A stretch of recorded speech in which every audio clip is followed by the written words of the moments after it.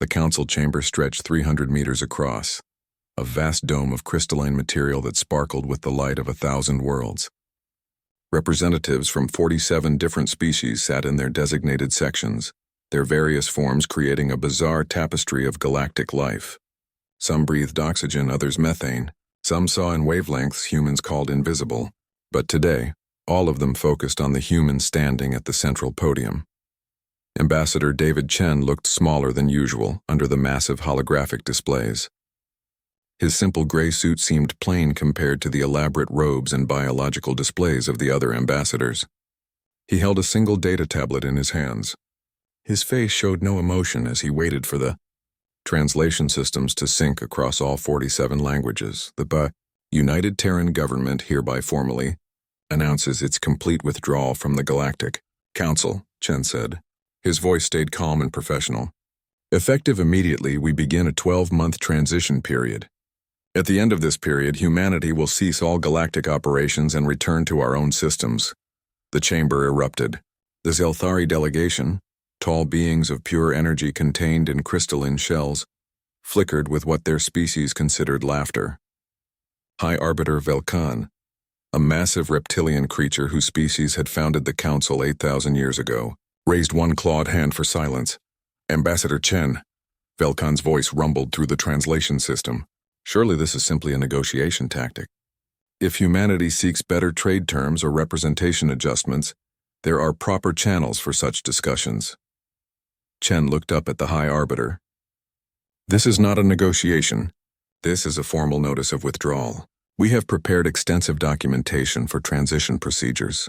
Our personnel will assist in training replacements for all positions currently held by humans. A Kryn merchant prince, his 6 arms gesturing wildly, stood from his section. But humans operate the void rift passages. No other species can navigate those routes successfully. We are aware, Chen replied. We recommend establishing alternative trade routes or developing your own navigation techniques. We will share our basic navigation data during the transition period. This is ridiculous, scoffed dignitary Thexara of the Zelthari. Humans have been complaining about their assignments for decades. Every species has duties they find unpleasant. You cannot simply abandon your responsibilities because you find them difficult. Chen's expression remained neutral, but something cold entered his eyes. We have documented every request humanity has made over the past 200 years. Requests for rotating hazardous duty assignments among all species. Requests for shared responsibility in peacekeeping operations. Requests for equitable distribution of rescue and emergency response duties. All denied, he tapped his tablet. The holographic displays around the chamber lit up with data. Numbers scrolled past in formats readable by each species. Currently, humans comprise 8% of the Galactic Council's population. We handle 73% of all hazardous operations, 84% of humanitarian missions, 91% of prison guard duties, 100% of deep space relay maintenance, 96% of plague world monitoring, 78% of contested zone peacekeeping. Humans are naturally suited for such work, Velkan said dismissively. Your species possesses unusual tolerance for risk and discomfort. It is logical to assign tasks according to natural aptitude. Then you should have no difficulty managing these tasks yourselves, Chen said quietly. After all, they are necessary functions of galactic society. Someone must do them. A younger council member, Junior Arbiter Thexel of the Minari species, spoke up. His voice carried genuine concern. Ambassador Chen, has humanity calculated the consequences of this withdrawal? Many systems depend on human-operated services. For the first time, something like sadness crossed Chen's face. Yes, Junior Arbiter. We have calculated extensively. We have also calculated the consequences of continuing our current role. In the past 50 years alone, humanity has lost 2.3 million citizens in the line of duty for Council operations. That number exceeds the casualties of all other species combined by a factor of 12. The chamber fell silent for a moment. You are compensated fairly for your services, Velkan said. We are compensated at the same rate as all other species, Chen corrected, despite handling the most dangerous assignments, despite the highest casualty rates, despite requests for hazard compensation being denied 17 times over the past century. He looked around the chamber slowly, making eye contact with as many representatives as possible. Humanity has served the Galactic Council faithfully for 200 years. We have asked repeatedly for changes to what we considered an unfair system. Those requests were dismissed, ignored, or denied. So we are exercising our right, as outlined in the Council Charter, to withdraw our membership. You would abandon the galaxy to chaos? Thexara demanded. There are wars kept in check only by human peacekeepers. Plague worlds that would spread death without human monitoring. Trade routes that will collapse without human navigation. Yes, Chen said simply. We would. Because those are not humanity's problems to solve alone. They are galactic problems that require galactic solutions. Velkon stood, his massive form towering over the podium. The Council could impose sanctions. Blockade human worlds. Force compliance with your existing agreements. Chen met his gaze steadily. Our agreements specify 1 year's notice for withdrawal. We are providing that notice. Any attempt to blockade or sanction human space will be considered an act of war. I remind the Council that humanity's military, while primarily used for peacekeeping operations, is the largest and most experienced in the galaxy. We would prefer to part peacefully. The threat hung in the air. Uncomfortable truth settled over the chamber. Humanity had been doing the galaxy's fighting for 2 centuries. Their military capabilities far exceeded any other single species, simply because they had been the ones actually using those capabilities constantly. This is madness, another representative called out. You are destroying the stability of the entire galactic order. No, Chen said, his voice cutting through the noise. We are simply stopping holding it together by ourselves. If the galactic order cannot exist without one species doing most of the dangerous, difficult work, then perhaps the galactic order needs to change. He tapped his tablet again. We are transmitting the full transition plan to all Council servers. It includes timelines for withdrawal from each operation, offers of training assistance, and documentation of all procedures currently handled by human personnel. We encourage you to begin preparations immediately. Chen closed his tablet and looked around the chamber one last time. Humanity thanks the Galactic Council for 200 years of cooperation. We wish you all the best in your future endeavors. This will be my last appearance before this body. Future communications will be handled through standard diplomatic channels during the transition period. He turned and walked toward the exit. Behind him, the chamber erupted into shouting. Dozens of species arguing, demanding, threatening. Chen never looked back. The door sealed behind him with a soft hiss.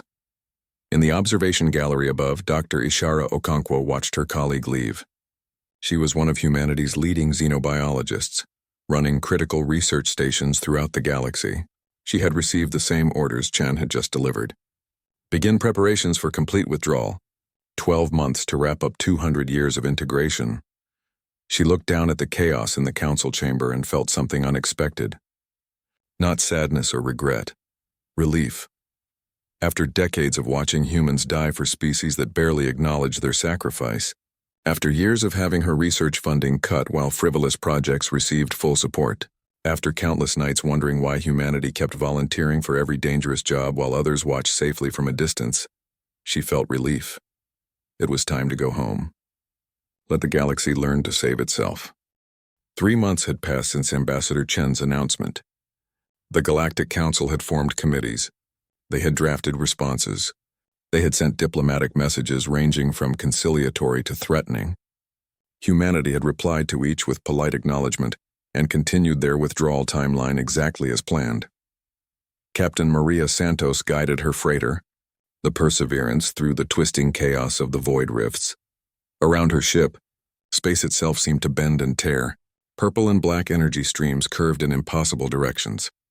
Her navigation computer screamed warnings every few seconds. She ignored them.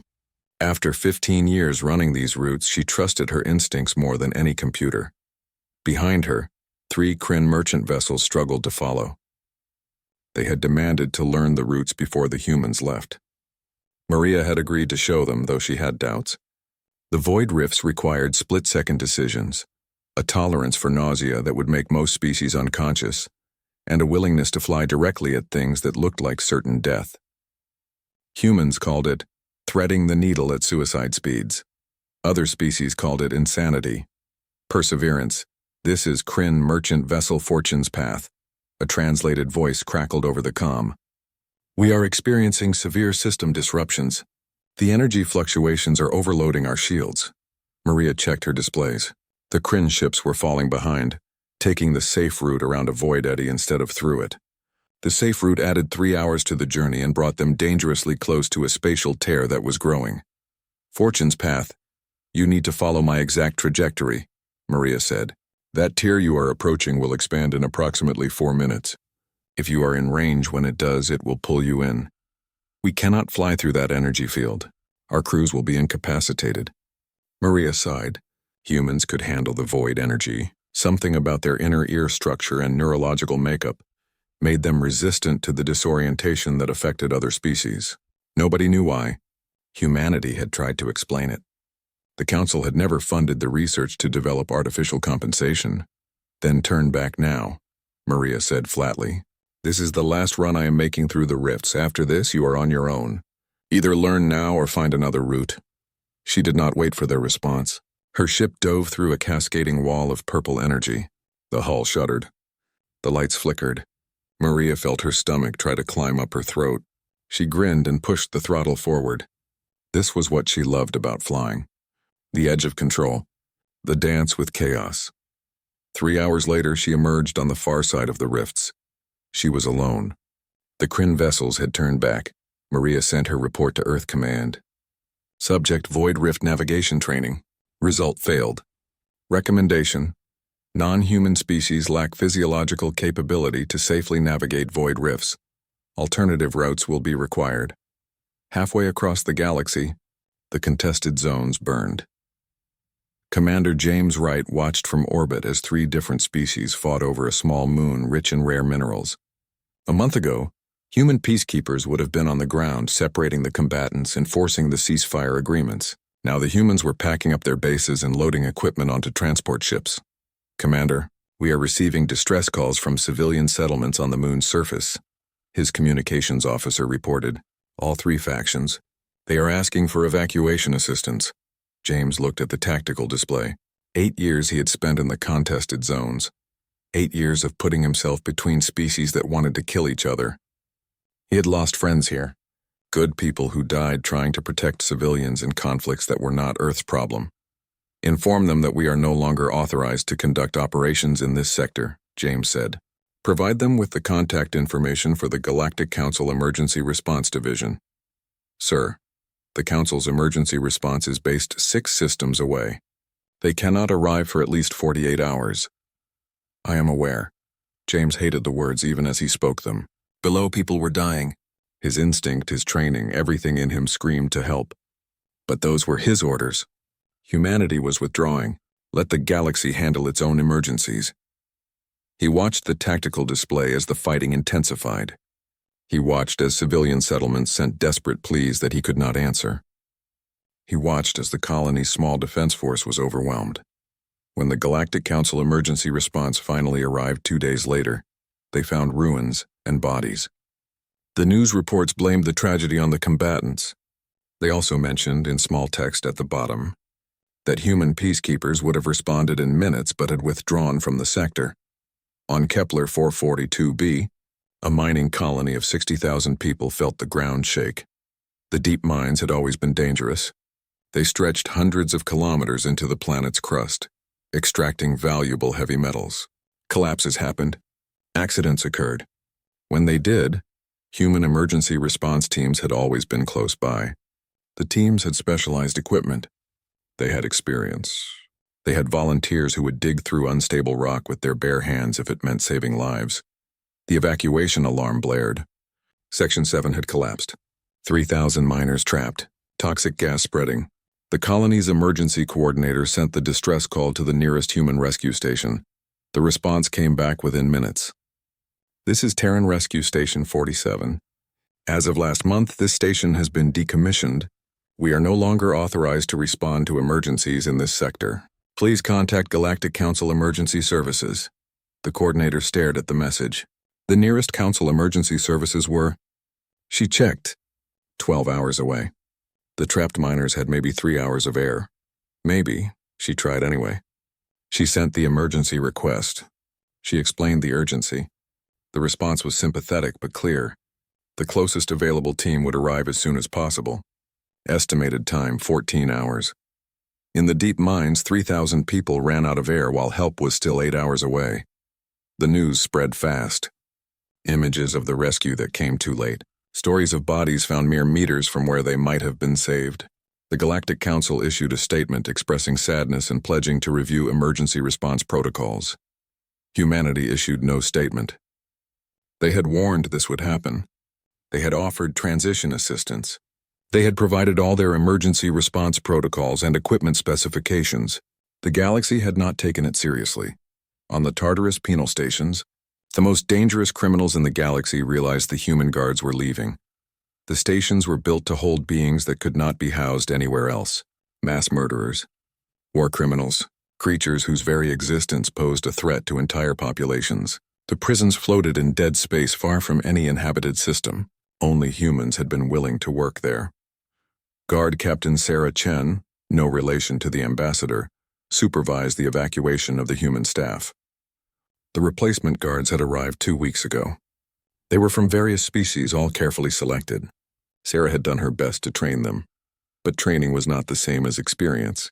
The prisoners sensed the change immediately. They tested the new guards. Small provocations, minor rule violations, watching for weaknesses. On Sarah's last day, Section D erupted. The hive mind entity known as Legion managed to overwhelm its neural suppressors. 3 new guards died in the first 30 seconds. Legion spread through the station's computer systems like digital. Cancer. Sarah and her remaining human staff contained the breach. Barely. They managed to restore the suppressors and lock down Legion's cell. Then they left. As planned, on schedule. They boarded their transport and departed. 2 days after the human guards left, Legion escaped again. This time there were no humans to stop it. The entity seized control of a transport ship and disappeared into deep space. Within the week, 17 more high-security prisoners escaped from various Tartarus stations. The galaxy's most wanted criminals were free. The Galactic Council issued alerts and began organizing pursuit forces. Those forces would have to operate without human assistance. High Arbiter Velkan reviewed the reports in his private chambers. 3 months of human withdrawal. 3 months of cascading problems. Border wars reigniting. Trade routes failing. Mining disasters. Prison breaks. Emergency response failures. His advisors assured him it was temporary. They said the initial adjustment period would be difficult, but other species would adapt. They would learn. They would fill the gaps humanity left behind. Velkan wanted to believe them, but the reports kept coming. Every day brought new crises. Every week revealed another system that had depended on human operation. He had tried to contact Ambassador Chen. The ambassador had retired, he was told. All communication should go through official diplomatic channels. Those channels responded with polite, professional messages that said absolutely nothing useful. For the first time in his long life, Velkan felt something unfamiliar. Doubt. Perhaps humanity had not been bluffing after all. 7 months after Ambassador Chen's announcement, the Galactic Council convened an emergency session. Every member species sent their highest-ranking representatives. The chamber that usually buzzed with casual conversation and political maneuvering was silent. Grim faces and worried gestures dominated the atmosphere across all species present. Junior Arbiter Thexil stood at the central podium, where Chen had delivered his announcement. The young Minari had been studying the human withdrawal intensively. What he had discovered terrified him. He looked around at the assembled representatives and began his report. "The situation is worse than we thought," Thexil said. His voice carried throughout the chamber with none of its usual confidence. "Much worse. We have been operating under the assumption that the issues we are experiencing are temporary growing pains, that other species would naturally fill the roles humans vacated. This assumption was incorrect." He activated the holographic displays. Data filled the air above the assembly. 7 months ago, humans operated 93% of the galaxy's deep space relay stations. These relays enable real-time communication across vast distances. We assumed relay operation was a simple technical task. It is not.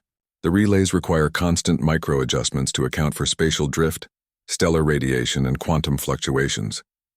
Humans made these adjustments instinctively. They called it having a feel for the equipment. The display showed relay after relay going offline. We have lost 42% of all relay stations. The communications network is collapsing. Systems that once communicated in real time now face delays of hours or days. In 3 regions, we have lost contact entirely. Concerned murmurs rippled through the chamber. Thexel continued. The void rifts, which carried 37% of all galactic trade, are now completely impassable. We attempted to train pilots from 16 different species. All failed. The physiological and neurological requirements appear to be uniquely human. We have no alternative routes that offer similar speed or efficiency. Trade between major sectors has decreased by 68%. More data appeared. Medical statistics. Humans operated 89% of the galaxy's plague monitoring stations. These stations watch for outbreaks of diseases that could devastate entire populations. Without human staff, we are operating at 11% capacity. 3 potential outbreaks have gone undetected. By the time we discovered them, containment was impossible. The Meridian Plague has spread to 14 systems. Estimated casualties are projected at 43 million. The chamber erupted. Representatives shouted questions, demanded explanations. Thexel raised his hands for silence. There is more. Human peacekeepers maintained stability in 72 contested zones. Since their withdrawal, active conflicts have increased by 400%. Estimated casualties from these new wars, 200 million and rising. Refugee populations have swelled beyond our ability to manage them. He paused, letting the numbers sink in. The Tartarus penal stations have lost 34 high-security prisoners. These are not common criminals. These are entities dangerous enough to require isolation from all civilization. Legion alone has already killed 12,000 people across 4 systems. We lack the specialized containment teams to recapture these prisoners. Those teams were human. High Arbiter Velikon stood slowly. Surely we can train replacements. Develop new protocols. Adapt our own people to these tasks. Thexel looked at the High Arbiter with something like pity. My research team has been investigating that question. The answer is complex. Let me share what we have learned about why humans perform these roles. New displays appeared. Biological data. Psychological profiles. Comparative analysis across species. Humans possess an unusual combination of traits. High risk tolerance combined with sophisticated risk assessment. They can evaluate danger accurately while still choosing to engage with it. Most species either underestimate risk or are paralyzed by it. Humans have remarkable adaptability. They function effectively in environments that would incapacitate other species. Temperature extremes, toxic atmospheres, high radiation, unusual gravity. They thrive in conditions we consider barely survivable. Humans have what they call pack bonding. They form intense emotional connections not just with their own species but with others. This makes them exceptionally effective mediators and peacekeepers. They genuinely care about protecting those they guard. Humans have a psychological trait they call stubbornness. When faced with impossible situations, instead of retreating, they often push harder. This made them ideal for missions other species would abandon. Dignitary Thexera of the Zelthari interrupted. You describe humans as if they are uniquely qualified for these roles. That cannot be true. We are speaking of learned skills, not inherent abilities. Thexel pulled up more data. We tested this hypothesis. We attempted to train replacement crews for emergency rescue operations. The training simulations involved entering unstable structures to extract casualties. Of the 400 volunteers from various species, only 12 completed the training. All 12 suffered severe psychological trauma from the experience. Humans perform these rescues routinely, often multiple times per day for years. He showed footage from a mining disaster. Human rescue workers crawling through collapsing tunnels, moving toward danger instead of away from it. The footage switched to attempts by other species. They froze. They panicked. They could not force themselves to move forward when every instinct screamed retreat. It is not that other species are incapable, Thexil explained. It is that humans are exceptional.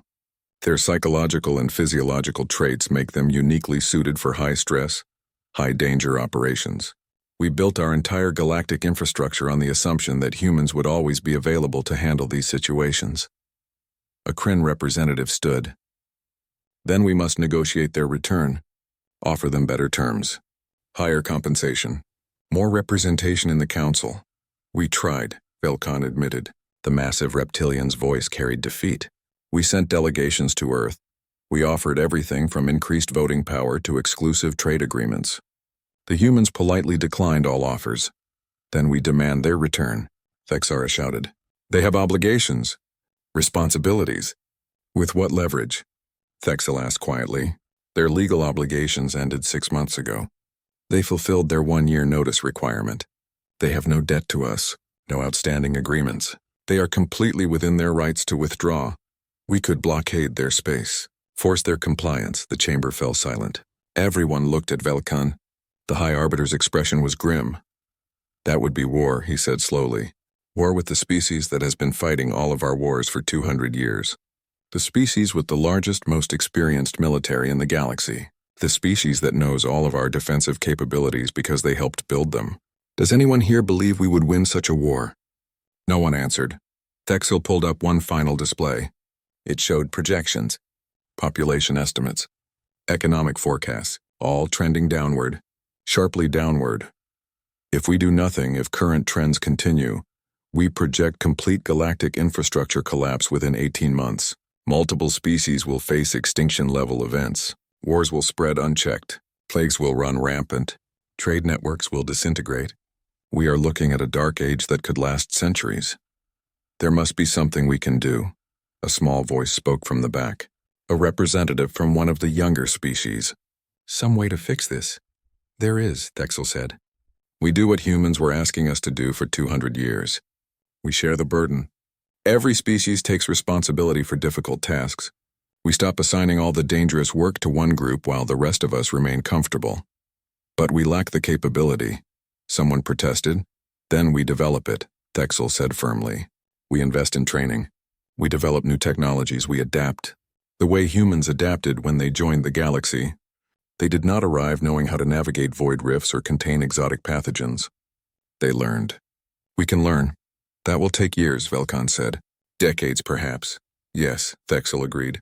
And many will die while we learn. That is the price of our complacency. We took humanity for granted. We dismissed their concerns. We assumed they would always be there to solve our problems. Now we must pay the cost of that assumption. High Arbiter Velkan looked around the chamber. He saw fear, anger, desperation. He saw the reality that they had all tried to ignore. The Galactic Council had been built on human labor. Without that foundation, everything was crumbling. We will send one more delegation to Earth, he decided. Not to demand, not to threaten, to apologize, to acknowledge our failures, and to ask humbly if humanity might be willing to help us transition to a more equitable system. And if they refuse? Thexara asked. Velkan's expression was bleak. Then we learn very quickly how to save ourselves. Or we do not survive. The council adjourned. Representatives scattered to their vessels, returning to their home systems with the terrible knowledge that everything they had known was ending. The age of human stewardship was over. What would replace it remained terrifyingly uncertain. In his quarters, Thexel looked at private reports he had not shared with the council. Reports of human colonies thriving, of human trade networks operating efficiently among themselves. 11 months after the announcement, High Arbiter Velkan stood before the gates of the Terran embassy on Earth. He had brought no guards, no advisors, no diplomatic entourage, just himself and a small data device containing 200 years of documented failures. The embassy was empty. Humans had closed it months ago as part of their withdrawal, but they had agreed to meet him here one last time. The gates opened silently. Velkan walked through gardens that had once been meticulously maintained. Now they showed signs of neglect. Humanity had stopped caring for even these small symbols of galactic unity. Ambassador David Chen waited in a simple meeting room. He wore civilian clothes now, a comfortable sweater and casual pants. He looked relaxed in a way Velkan had never seen during his years of diplomatic service. Retirement suited him. High Arbiter, Chen said, gesturing to a chair sized for Velkan's massive frame. Thank you for coming alone. It makes this easier. Velkan settled into the chair. It creaked under his weight. I came to apologize. And to beg. Chen's expression did not change. I am listening. The galaxy is dying, Velkan said bluntly. Not metaphorically. Literally. The Meridian Plague has spread to 31 systems now. Estimated casualties exceed 200 million. The contested zones have erupted into full-scale wars. Civilian deaths are in the hundreds of millions. Our communication networks are failing. Our trade routes have collapsed. Species that were prosperous a year ago now face famine. He paused. Chen remained silent. We need help, Velkan continued. We need humanity to return. I am authorized to offer anything. Full council voting rights for Earth. Permanent seats on all major committees. Exclusive trade agreements. Technology sharing. Name your price. Chen looked at him for a long moment. No. Please, Velkan said, and he hated the desperation in his voice. I am not here as a politician. I am here as someone who has watched civilizations collapse. Children are starving. Plagues are spreading. Wars are consuming entire planets. People are dying by the millions because we cannot do what you made look easy. I know, Chen said quietly. We are watching the news feeds. We see the casualty reports. Every human does. It is difficult for us. Then come back, help us. You are capable of stopping this. Chen stood and walked to the window. He looked out at Earth's sky. Blue and clear, peaceful. Let me tell you a story, High Arbiter. 73 years ago, there was a human rescue worker named Marcus Webb. He worked emergency response in the outer reaches. One day, he received a distress call from a Zelthari colony ship. The ship's reactor was failing. 2,000 passengers. Marcus flew his ship into a radiation field that was killing him with every second of exposure. He stayed long enough to evacuate all 2,000 passengers. Then his ship's systems failed. He died alone in the void while those he saved flew to safety. Chen turned back to Velkan. Do you know what the council did? They sent his family a standard condolence message. They paid out his basic death benefit. His name appeared on no monuments. His sacrifice earned no special recognition. He was just another human doing his job. That was wrong, Velkan admitted. That was normal, Chen corrected. Marcus Webb was not exceptional. There are thousands of stories like his. Humans who died protecting species that barely acknowledged their existence. We asked the Council to recognize these sacrifices, to honor those who gave everything for galactic society. We were told that everyone who serves deserves equal recognition. That singling out individuals would be inappropriate. Chen sat back down, so we stopped asking for recognition. We just kept doing the work. Because someone had to and no one else would. Do you know what that does to a society? To watch your people die for others who take it for granted? To be treated as tools rather than citizens? I understand now, Velkan said. That is why I am apologizing. On behalf of the entire council. On behalf of my species and every species that took advantage of humanity's generosity. We were wrong. We see that now. Please give us a chance to make it right. Chen shook his head. You only see it now because you are suffering the consequences.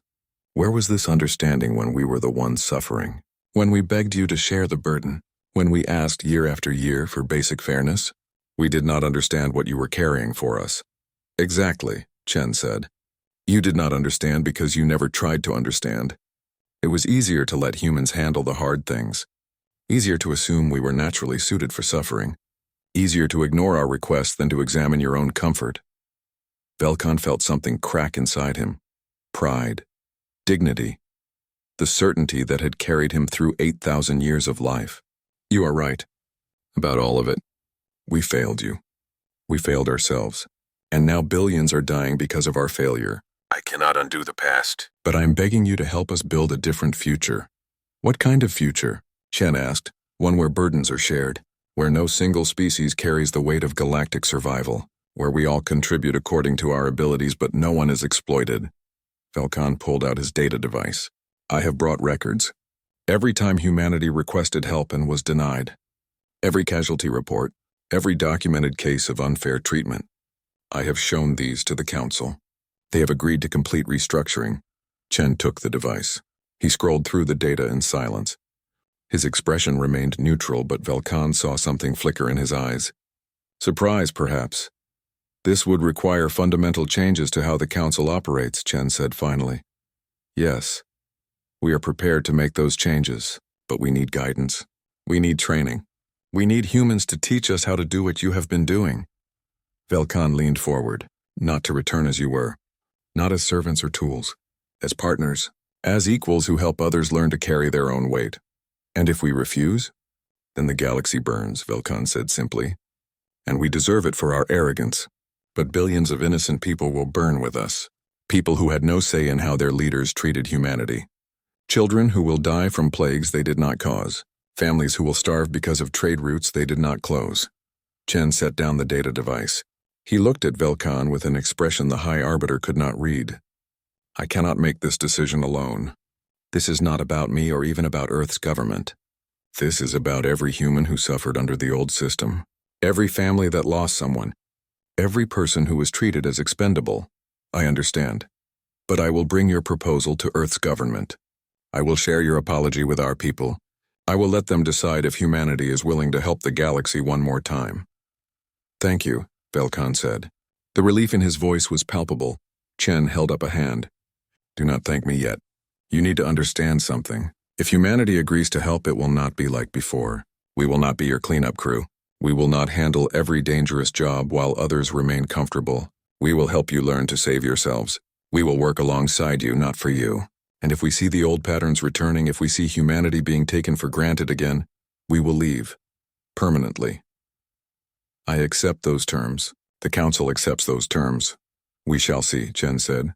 Earth's government will send its response within 1 month. Until then, I suggest your species start preparing. Start training your people for difficult work. Start developing the technologies you will need. Start becoming the civilization you should have been all along. Velkan stood. He felt older than his 8,000 years. Tired in a way he had never experienced. But also something else, hope. May I ask you something personal? He said. Chen nodded. Do you hate us? Does humanity hate us for what we did? Chen considered the question. Hate? No, disappointment, frustration, anger at the injustice, but not hate. Humans have a saying. Never attribute to malice what can be explained by ignorance. You were not trying to hurt us.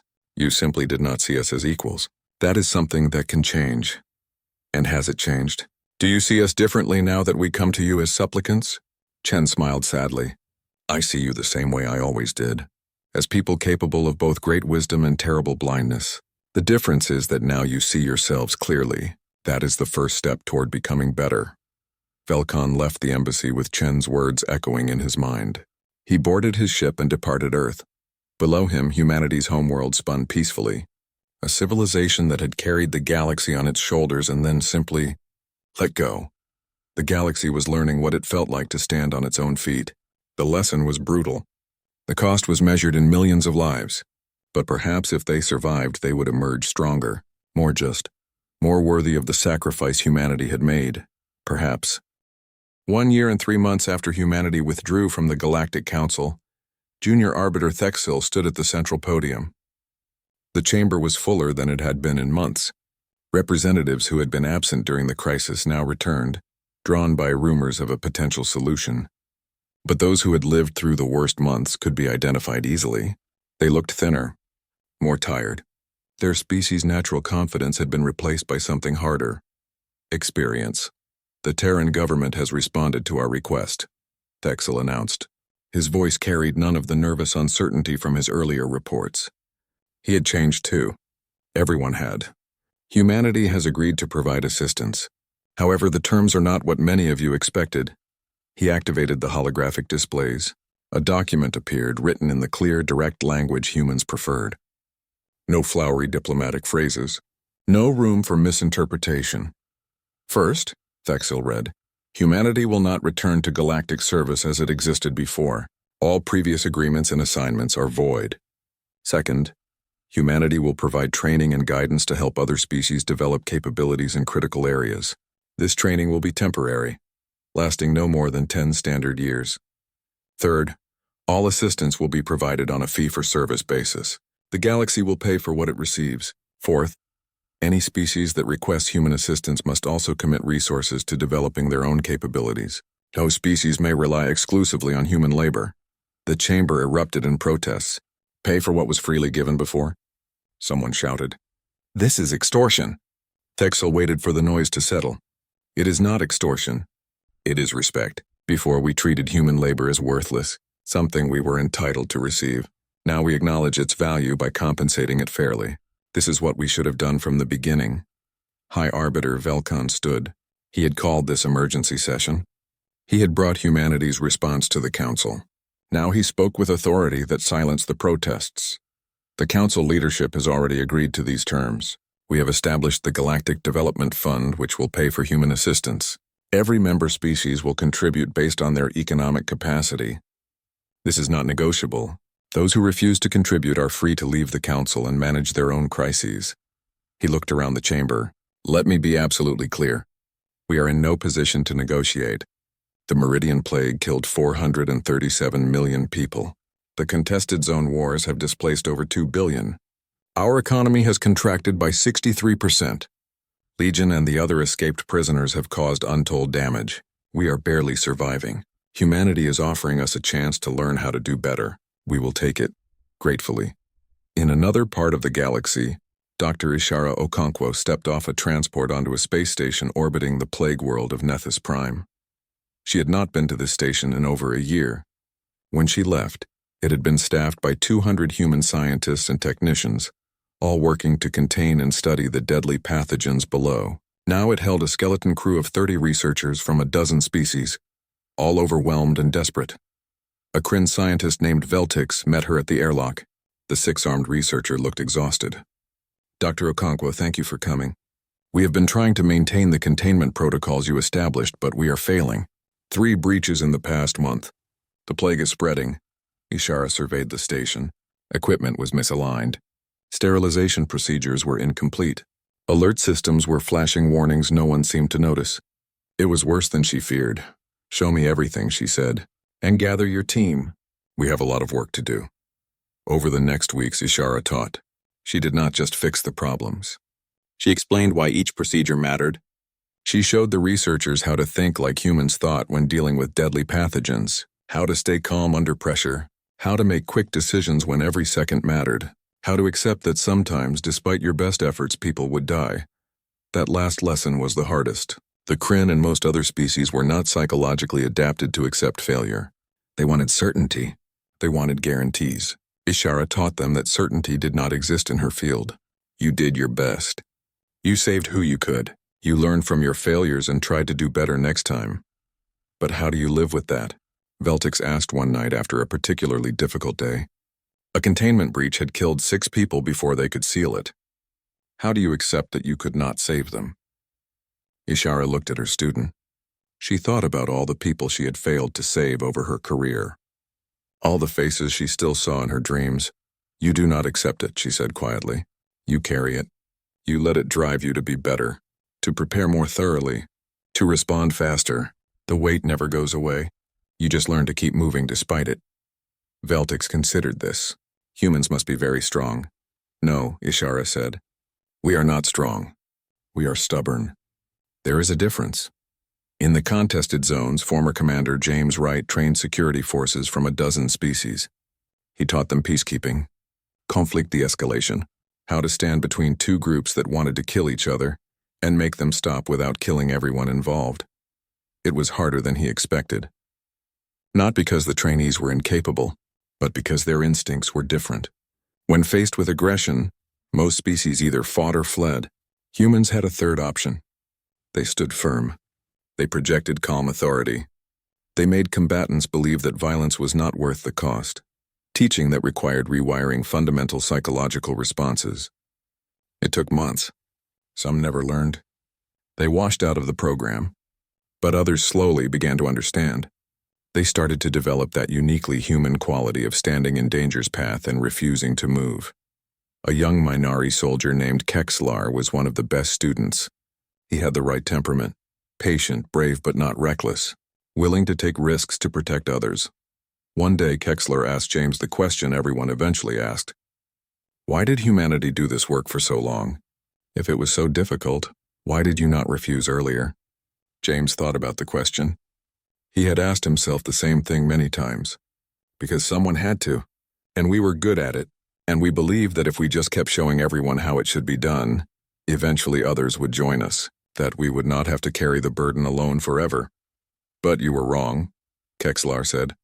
Yes, James admitted. We were wrong. People do not learn from watching. They learn from doing. We should have stepped back sooner. Made you carry some of the weight earlier. Maybe fewer of us would have died. Maybe you would have learned these lessons at a smaller cost. Do you regret returning to help us now? James watched his students running training exercises. He saw them making mistakes, learning, growing stronger. Ask me again in 10 years. If you are still doing this work yourselves, if you have not slipped back into old habits, then no, I will not regret it. But if I see humanity becoming the galaxy's cleanup crew again, if I see you treating our help as an entitlement rather than a gift, then yes, I will regret every moment. On Earth, Ambassador David Chen sat in his garden and read reports from around the galaxy. Humans were teaching emergency response, navigation, medical protocols, prison management. All the skills the galaxy had taken for granted. The reports were mixed. Some species adapted quickly. They threw themselves into training with genuine dedication. Others struggled. They wanted shortcuts, easy answers. They grew frustrated when humans insisted they learn to handle danger themselves, rather than simply calling for human help. Chen had expected this. Change was hard, especially change that required people to do things they found frightening or unpleasant. The galaxy had grown comfortable with humans handling all the difficult work. Breaking that habit would take time, but there were signs of progress.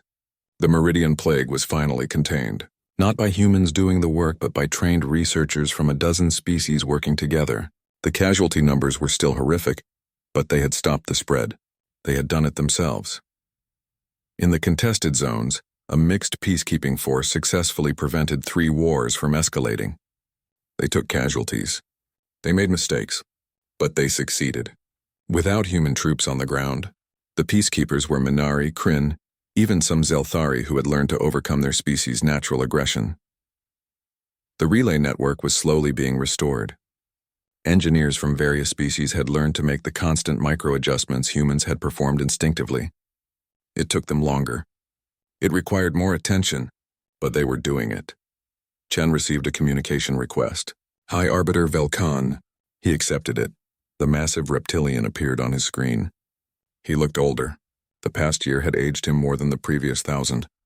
Ambassador Chen, Velkan said, I am calling to provide an update, and to ask for your honest assessment.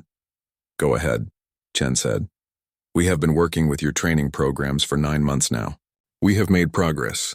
We have also failed repeatedly, lost lives, made costly mistakes. Some on the council are questioning whether this approach is working.